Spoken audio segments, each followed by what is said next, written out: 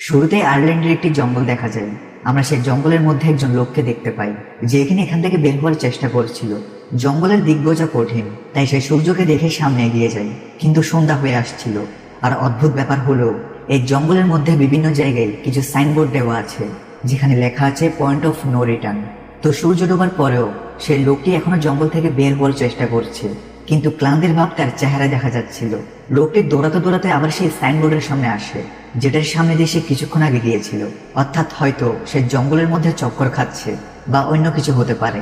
অন্ধকার হওয়ার আগে গাছ থেকে সমস্ত পাখি উড়ে চলে যায়। এই লোকটি বুঝতে পেরেছে এখন সে এখান থেকে বের হতে পারবে না। আশ্রয় নেওয়ার মতো কোনো জায়গা ছিল না, তাই সে একটা গাছের উপর ওঠার চেষ্টা করে। কিন্তু তার ভাগ্য খারাপ ছিল, সে গাছে কিছুটা ওঠার পর নিচে পড়ে যায়। এখন অন্ধকার হয়ে গিয়েছে। তখনই হঠাৎ কোন একটা জিনিস সেই লোকটাকে টেনে নেয়। শেষে আমরা শুধু তার বেদনাদায়ক চিৎকার শুনতে পাই। 6 দিন পর আমরা মিনা নামের একটি মেয়েকে দেখতে পাই। মিনা আয়ারল্যান্ডে এসেছে এবং বর্তমানে সে এখানে একটা বার্ড স্টোরে কাজ করছে। আমরা মিনাকে তেমন খুশি দেখতে পাই না, হয়তো তার জীবনে কিছু একটা হয়েছে। সে একাও ছিল, তার তেমন বন্ধু বা বয়ফ্রেন্ড ছিল না। তো একদিন তাদের দোকানে একটি বিশেষ ধরনের প্যারেট আনা হয়, যেটাকে কিনে একটি চিড়িয়াখানা কিনে নিয়েছে। তাই মিনার বস তাকে এই কাজটি দেয় যে সে নিজের প্যারেটকে নিয়ে সে চিড়িয়াখানায় দিয়ে আসুক। মিনা রাজি হয় আর সে প্যারেটকে নিজের সাথে ঘরে নিয়ে আসে, কারণ কাল সে চিড়িয়াখানার উদ্দেশ্যে বের হবে।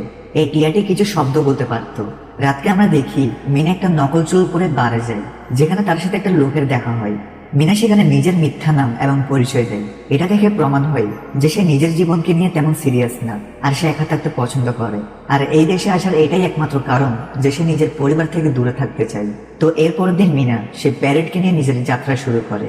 সারাদিন সফর শেষ করার পর যখন সন্ধ্যা ঘনিয়ে আসে, তখন মিনা সে জঙ্গলের রাস্তা ধরে তার সফর কন্টিনিউ রাখে। কিন্তু রহস্যময়ভাবে সে দ্রুত জঙ্গলের একদম মাঝখানে পৌঁছে যায়। সে বোঝার সময়ও পায় না যে কখন সে জঙ্গলের এত ভেতরে চলে এসেছে। আর এত ঘন জঙ্গলের ভেতর কাঁচা রাস্তার দিক বুঝতে পারা বেশ কষ্টকর, তাই মিনা ঠিক কোন দিকে যাবে সেটা সে বুঝতে পারে না, যার ফলে সে হারিয়ে যায়। সে গাড়ি থেকে নেমে পড়ে এটা আশা করে যে সে কোনো মানুষকে দেখলে তার থেকে রাস্তা জিজ্ঞেস করবে। মিনা থেকে ভয় লাগছিল, কারণ হঠাৎ করে গাছের সব পাখিরা উড়ে যায়। মিনা প্যারেটকে নিয়ে সামনে যেতে থাকে, আর তার থেকে আশেপাশে কেউ উপস্থিত থাকার অনুভূতি হয়। এরই মাঝে মাটি কাঁপতে থাকে। সে সামনে একজন বৃদ্ধ মহিলাকে দেখে যে কিনা পালাচ্ছিল। মিনা তার পেছনে আওয়াজ দেয়, কিন্তু কিছুক্ষণের জন্য মিনা সেই মহিলাটাকে হারিয়ে ফেলে।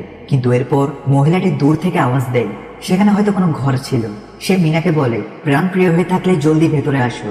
মিনা তার দিকে দৌড়াতে থাকে, আর সে ঘরে ঢুকতেই সেই মহিলাটি দরজা লক করে দেয়। এটা আসলে কোনো ঘর ছিল না, বরং অদ্ভুত একটা বড় রুম ছিল, কারণ সামনের দেয়ালের বদলে বড় একটা আয়না ছিল। এই বৃদ্ধ মহিলাটি ছাড়া এখানে আরো দুজন আছে, কিরা নামের একজন মেয়ে এবং ড্যানিয়েল